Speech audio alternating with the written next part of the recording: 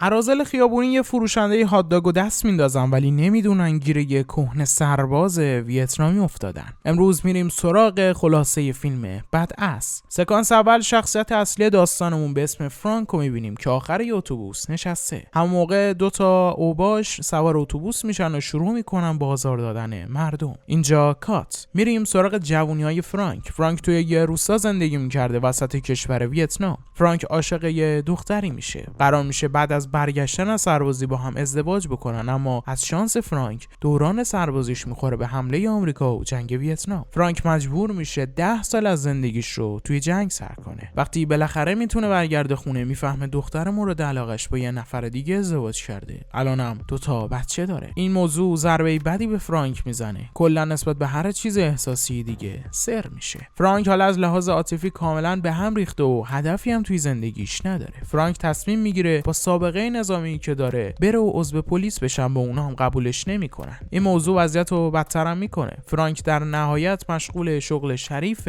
هات داگ فروشی میشه. اینطوری زندگیشو میچرخونه، اما بعد یه مدت اوضاع از این هم بدتر میشه. موقعی که یه کامیونو جدید میاد توی محله فرانک و تقریبا همه مشتریاشو قاپ میزنه. فرانک دیگه چاره‌ای نداره جز این که بشه یه ولگرد خیابونی، کسی که نه خونه‌ای داره و نه کاری. اینجا کات. دوباره برمیگردیم به سکانس اول فیلم. باش اومدن توی اتوبوس و میخوان مردمو اذیت بکنن، ولی فرانک میاد و جلوشونو میگیره. دهن هر دوتا رو سرویس میکنه. چند نفری توی اتوبوس هستن که کل ماجرا رو فیلم میگیرن. فیلمو پخش میکنن توی اینترنت و فرانک معروف میشه. الان دیگه فرانک تبدیل شده به یه قهرمان. حالا مردم فرانکو به اسم بد اس میشناسن و کلی هم طرفدار پیدا کرده، جوری که عکساشو روی تیشرتاشون چاپ میکنن. فرانکو مادرشو دعوت میکنن به یه برنامه تلویزیونی تا اونجا ازش قدردانی بکنن. از این اتفاق 3 ماه بیشتر نمیگذره که مادر فرانک هم فوت میکنه. بعد از فوتش خونه و سگشو برای پسرش میذاره. دوست فرانک اسمش کلانداکه. از مادرش یه امانتی داشته که حالا برای پسرش برده، یه فلش. اما فرانک داستان فلش رو نمیدونه، اصلا خبر نداره مربوط به چی میشه. فقط برای اینکه جاش امن باشه میذارتش توی یه گاف صندوق. شب موقعی که کلانداک میره بیرون تا سیگار بخره با 2 اوباش برخورد میکنه، ترانس و سباستینا. اونا ازش میپرسن که فلش کجاست، ولی کلانداک حرفی نمیزنه. برای همینم اون 2 نفر میکشنش. وقتی فرانک خبر کشته شدن بهترین دوستشو میشنوه، سری میره سردخونه تا جنازهشو ببینه. فرانک خیلی داغون میشه. از پلیس میخواد روی پرونده قتل دوستش تحقیق کنن تا هرچی زودتر قاتلاش پیدا بشن. فرانک یه رفیق دیگه هم داره،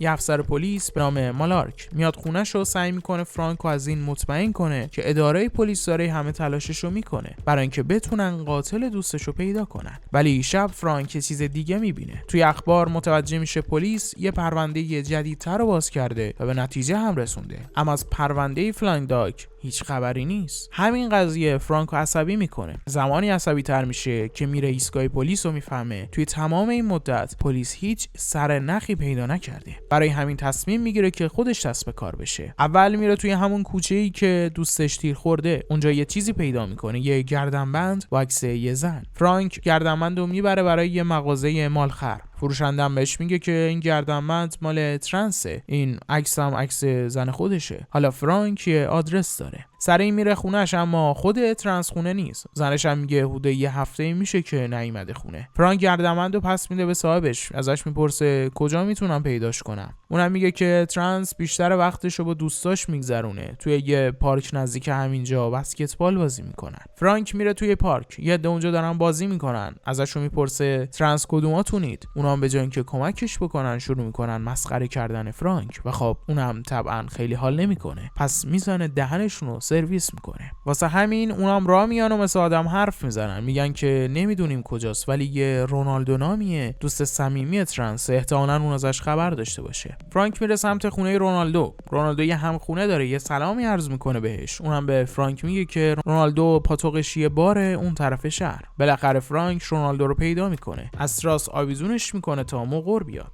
رونالدو هم میگه از خود ترنس خبری ندارم، اما از دوست دخترش چرا؟ تانیا، اون میتونه کمکت کنه. میریم سراغ رئیس گنگ بزرگ و رئیس ترنس. اسمش پانتره. پانتر داره با شهردار ویلیامز حرف میزنه. شهردار داره به پانتر فشار میاره که اون فلشی که کلانداک دزدیده رو سری برگردونه. اینجا متوجه میشیم که اون فلش توش مدارکیه از کثافتکاریای شهردار. کلاندایک قبلا خودش برای پانتر کار میکرده ولی تصمیم گیره ازش جدا بشه و فلش رو هم دزدیده. اینجوری به پانتر خیانت کرده. فرانک میخواد خودش متوجه بشه که توی فلش چیه ولی خودش که سر در نمیاره. تنها کسی که میتونه بهش کمک بکنه پسر همسایه مارتینه. سکانس بعد فرانک رفته سالن ماساژ سراغ دوست دختر ترنس به اسم تانیا. فرانک از ترنس سوال میکنه و تانیا ولی چیزی نمیگه، کمکی نمیکنه. پس فرانک هم تصمیم میگیره که تعقیبش کنه. میرسه خونه و اونجا بالاخره ترنس رو پیدا میکنه. فرانک ترنس رو خف میکنه، ازش میپرسه که از کی دستور میگیری؟ کی بهت گفت که کلاندایک رو بکشی؟ اینجا میفهمیم که کلاندایک خودش رو توی دردسر بزرگی انداخته بوده. با یه گنگستر بزرگ مواد مخدر درگیر شده. فلشی هم که کلاندایک برداشته بوده توش اطلاعات محرمانه‌ای در مورد حفاری یه چاه نفت برای شهردار ویلیامزه. ترنس به اجبار مخفیگاه پانتر رو لو میده. روز بعد فرانک فلش رو به افسر میده و بعدش هم میره سراغ مخفیگاه پانتر. قبل از اون میره سمت خونه همسایه، صدای دعوا شنیده. دوست پسر قبلی امبر، مادر مارتین، امبر رو داره تهدید میکنه. فرانک هم سوپرمن میشه و یارو رو میندازه بیرون. این فعلا اینجا باشه. پانتر نیروهاشو میفرسته تا فرانکو بگیرن. فرانک باشون درگیر میشه اما بیهوشش میکنن. پانتر از فرانک آدرس فلشو میخواد ولی فرانک حرفی نمیزنه. واسه همین پانتر میره سمت خونه فرانک تا شاید اونجا یه چی پیدا بکنه. همین که پانتر میزنه بیرون، فرانک دستاشو باز میکنه و کل سولشو با آتیش میکشه. پانتر و فرانک هر کدوم یه اتوبوس برمیدارن و شروع میکنن یه تعقیب و گریز خفن. پانتر بالاخره میرسه به خونه فرانک و امبر رو اونجا پیدا میکنه. بعدم فرانکو تهدید میکنه که اگه فلش رو بهش نده کار امبر رو یه سره میکنه. فرانک امبر رو نجات میده و بعدش هم با پانتر درگیر میشه و آخر سر پانتر رو میزنه زمین. پلیسا سر میرسن و پانتر رو دستگیر میکنن. اطلاعات کارهای کثیف شهردار هم لو رفته. برای همین شهردار هم دستگیر میشه. توی سکانس آخر فرانک، امبر و مارتین هم به خوبی و خوشی کنار هم زندگی میکنن. پایانی خوش و به شدت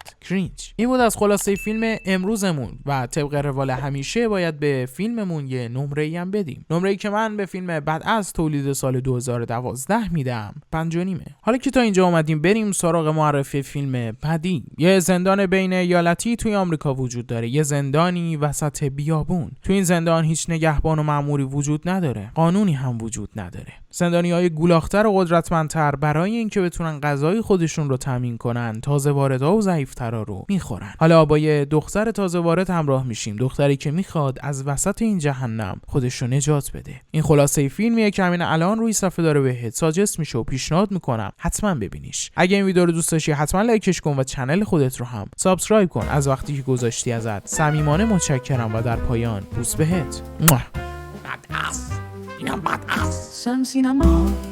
سم سینما خلاصه فیلم های اعلان دار.